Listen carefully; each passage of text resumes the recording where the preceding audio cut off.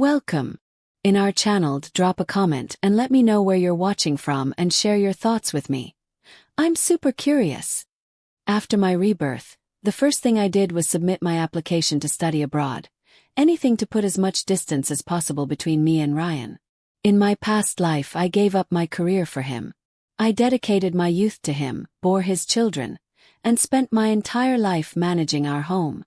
Yet, on his deathbed, his final wish was to divorce me so he could be buried with his first love, Lily, and their 2 children.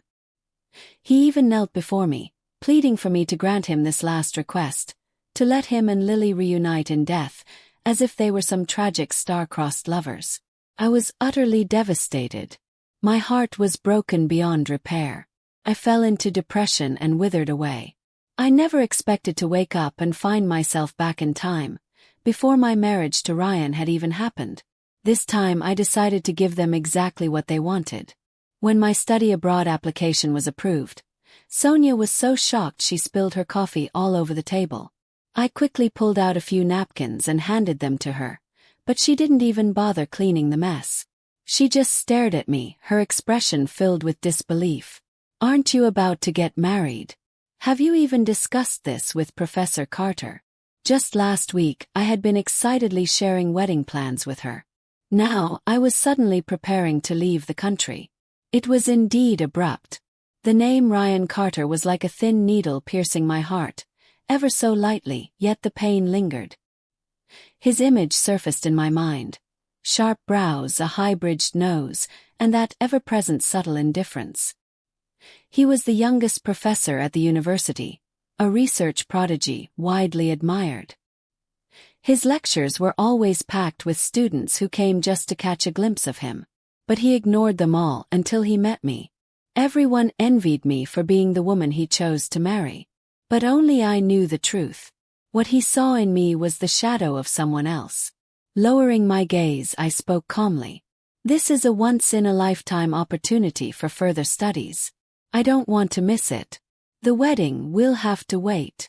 Before leaving, I asked Sonia not to tell Ryan about my plans. Things were still uncertain, and I was worried he might interfere. Though, in all honesty, his mind was completely preoccupied with Lily now. He probably had no time to care about me. Ryan and I met 2 years ago when I first started working as a lecturer. He was already a well-respected professor, and I fell for him at first sight. He responded to my advances, and soon we naturally became a couple. Ryan was not the romantic type. Quiet, reserved, never saying sweet words. At most, he would occasionally stare at me in a daze. Back then I didn't think much of it. I assumed that was simply how he expressed affection. It wasn't until much later that I realized. At certain angles, my face resembled Lily's.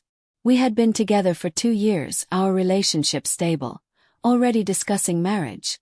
I had been eagerly preparing for our wedding, choosing the date, picking out my dress, planning everything with excitement. Then Lily showed up, with her son. That was when I learned Ryan had a first love. They had been together for 7 years, from high school through college, before eventually going their separate ways. And just like in my past life, Lily appeared. Her face streaked with tears, sobbing about how her husband was abusive. She begged Ryan for help. And just like before, he became completely absorbed in her problems. He found her and her son a place to stay, hired a lawyer to help with her divorce, and did everything he could to support her. But he had no time to help me pick out my wedding dress. In the end, I planned the entire wedding alone. On the day of the ceremony, he merely showed up, going through the motions. After we got married, he received an opportunity to study abroad, and Lily, under the guise of gratitude, followed him there. But I was forced to stay home and take care of my mother-in-law after she had a stroke. From then on, Ryan and I became like strangers, barely spending time together. Later, I gave birth to our son and daughter. Our daughter was born weak and required extra care, so I had to devote even more of my time and energy to her. I gave up my career entirely, eventually resigning from my job. I confined myself to a small world, dedicating everything to my family, giving my all without hesitation. And yet, while I was home tending to our children, Ryan was traveling with Lily, watching the northern lights in Iceland, seeing penguins in Alaska. Cried. I fought. But all I got in return was his cold, dismissive response. Can you stop acting like a shrew? Even the children I had raised with my own hands began to look down on me, because I had been a housewife all my life. They found me embarrassing, saying I could never compare to Aunt Lily's grace and sophistication. They claimed that their highly educated, knowledgeable father and the elegant, cultured Lily were a better match. I never imagined I would raise such ungrateful children. Later, when Ryan fell seriously ill, his final wish before dying was to divorce me, so that after death, he could be buried alongside Lily. Even my children urged me to grant their so-called star-crossed lovers their final wish. But I refused. I had poured my heart and soul into this family. I had given everything. I worked myself to exhaustion. Once, when my daughter had a high fever that wouldn't break, I stayed up all night by her bedside. By morning, my hair had turned white from the stress. How could I just let it all go? What gave them the right to demand such a thing from me? I held firm, refusing to let go. Lily felt ill from distress, and her son, furious on her behalf, broke into my house in the middle of the night to threaten me. In his rage, he lost control. The knife in his hand plunged straight into my heart. I collapsed to the ground, my vision fading. In my final moments, I truly felt regret. My life should have been brilliant. I should never have given up my career.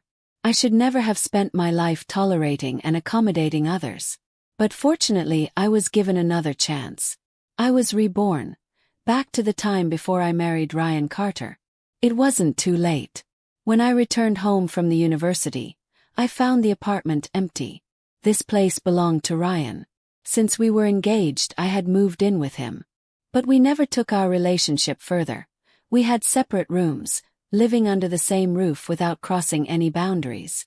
Normally at this hour, Ryan would already be home, sitting in his study, elegantly reading a book while waiting for me to prepare dinner. But today he wasn't here. It wasn't hard to guess where he had gone. Lily had shown up several days ago.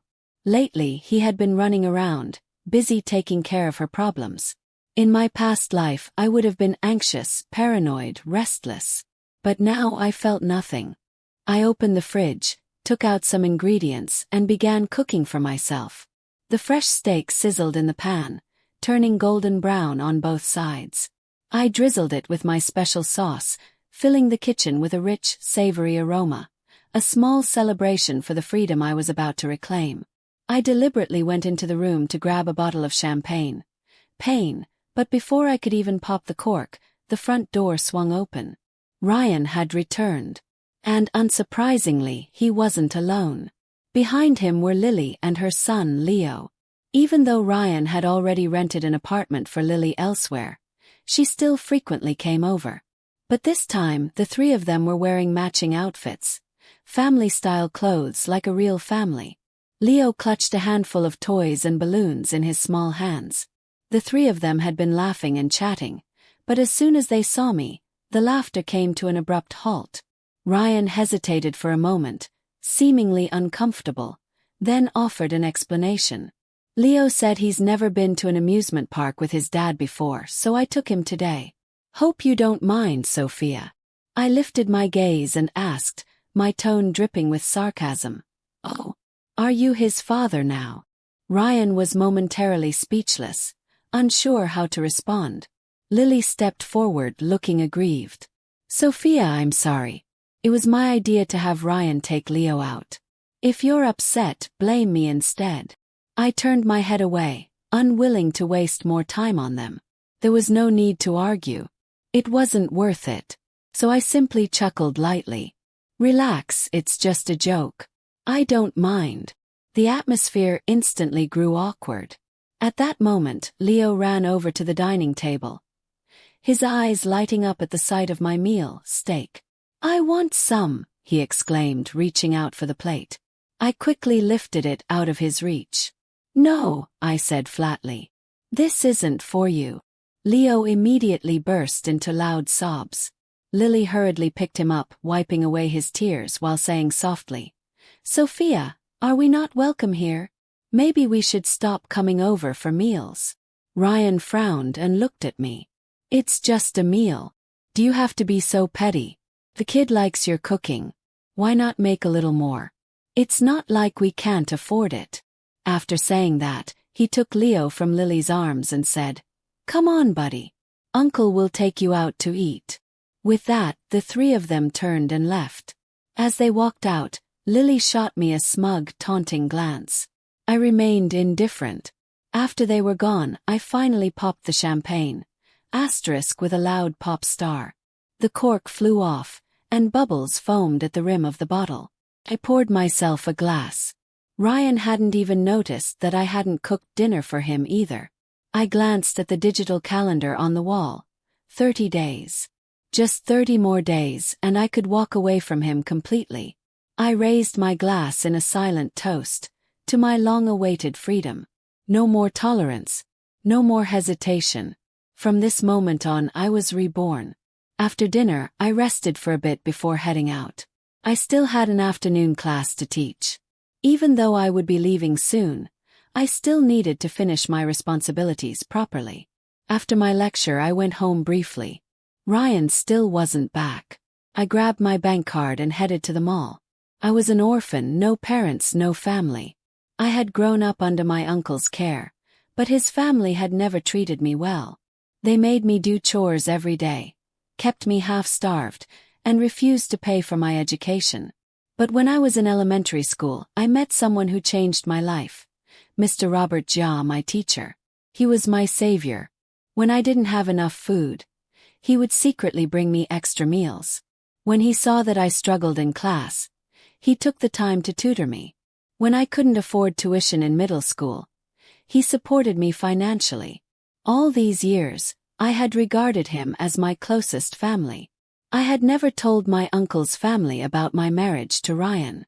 The only person I had told was Mr. Jia.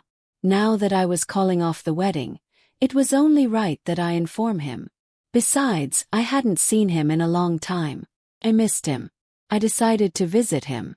Before that, I planned to buy him some gifts at the mall. I carefully selected practical ones. American ginseng, vitamin supplements, warm scarves, and knee protectors. As I passed by the luxury stores, I saw Ryan. Beside him, Lily was holding a designer silk handbag. I didn't approach them. Instead, I instinctively stepped further away. If Ryan wanted to spend money on her, so be it. After all, it wasn't my money. Ryan's family was just an average middle-class household. While Lily's husband came from a wealthy background, though he was abusive, he never let her lack money. Lily had always been extravagant with her spending. In my past life, Ryan only became financially successful after studying abroad and helping a struggling company on the verge of bankruptcy. He invested in it, became a shareholder, and only then did he truly become wealthy. But this life, a lot of things were bound to be different. Ryan came home late that night. "I had an evening class," he said vaguely, offering an explanation. I knew it was a lie, but I didn't call him out on it. There was no need. He knew that mentioning Lily would upset me, so instead of admitting the truth, he avoided the topic altogether. And since he didn't want to invite conflict, why should I waste my energy on it? I quietly sipped my milk. Lately, I'd been having trouble sleeping, so I developed a habit of drinking warm milk before bed. After a long pause, Ryan finally spoke again. "I know you don't like how close I am with Lily," he started hesitantly. "But she's a helpless woman. She's already suffered enough from domestic abuse. Now that she's come to me for help, how could I just ignore her?" He continued, "It's not just about her. If anyone else came to me in need, I would do the same." I remained silent. Ryan shook his head, as if resigning himself to something. "If it really bothers you that much, I'll try to keep my distance from her in the future." Then, as if trying to smooth things over, he said, "Good night," and pulled out a small gift bag from behind him. I opened it and saw a bottle of perfume. Looking slightly uncomfortable, he muttered, I spoke too harshly this morning." Consider this an apology. I haven't really bought you any expensive gifts before, and this perfume suits you. I glanced at the bottle for a moment before offering a polite smile and accepting it. I had never worn perfume before. How could he possibly know what suited me? Seeing me accept the gift, Ryan seemed relieved, as if he had resolved something. He looked like he wanted to say more, but before he could, I cut him off. I'm tired. I'll be heading to bed. I turned and walked away. He hesitated for a moment but didn't say anything else. Back in my room, I didn't go to sleep right away. Instead, I started packing. Since I had already made up my mind to leave, there was no point in leaving my things here any longer. I didn't have much, just a few books and daily necessities. After all, I hadn't lived here for long. I carefully set aside the most important items and packed my clothes into my suitcase. Anything unnecessary I simply discarded. It wasn't until I had finished organizing everything that I finally drifted into a deep sleep. Because I had gone to bed late, I woke up later than usual the next morning. A knock on my door pulled me out of my sleep. Ryan never used to be this formal with me, but ever since Lily showed up, he had started keeping his distance. I opened the door and looked at him questioningly. Looking slightly awkward, he said, "I noticed you weren't up yet. I thought you might not be feeling well, so I went out and got breakfast." That was unexpected. Normally I was the one who cooked. He rarely paid attention to things like this. I was about to leave the room when I noticed his gaze shift. His expression tensed as he suddenly stepped in front of me. "You're packing. Are you leaving?" My heart tightened slightly. Ryan had noticed that my room was much emptier than before. My suitcase was already out, filled with clothes. That's why he was asking. I had been keeping my departure a secret because my study abroad application hadn't been officially approved yet. I didn't want to risk anything going wrong until everything was confirmed. I had no intention of telling him, so I went along with the excuse I had prepared. "I just wanted to visit Mr. Xiao," I said casually. "It's been a while since I've seen him, and I miss him." Ryan knew about my past and understood how important Mr. Xiao was to me. I had always made occasional visits to see him, so my reason was completely believable. "Oh, I see." Ryan's expression relaxed, and he didn't question me further. Ryan smiled. "Since we're about to get married, it makes sense for you to visit. If Mr. Xiao is willing, we can even invite him here." At the dining table, I noticed the breakfast spread: soup dumplings and lotus leaf porridge, both my favorites. It seemed Ryan had put in some effort today. The two of us ate in silence, but the atmosphere was unexpectedly warm. For a brief moment, it felt like things had gone back to the way they were before Lily appeared. Back then, there were no cracks between us. We were in love, looking forward to building a home together. Then Ryan suddenly said, "Why don't I go with you?" I froze, not having expected that. Before I could respond, his phone rang.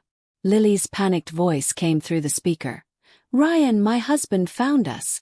I'm so scared, he's right outside. Please come save us." Ryan's expression changed instantly.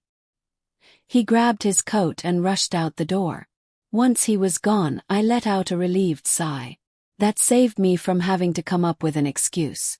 If I let things unfold naturally, Ryan would eventually marry me as planned. But I didn't want that.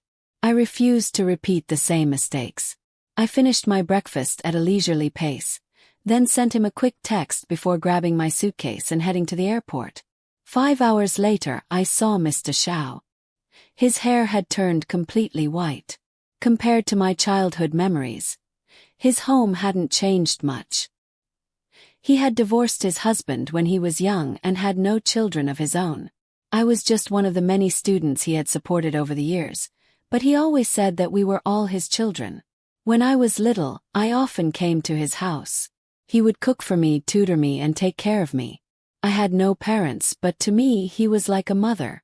Now that I was back, I told him about my decision. As I spoke, memories from my past life resurfaced. The pain, the injustice, the silent suffering. In my previous life, I had always hidden my hardships from him, letting him believe I was living a good life. But this time I had chosen a different path. I wanted his blessing. Mr. Jia listened quietly, his smile never fading.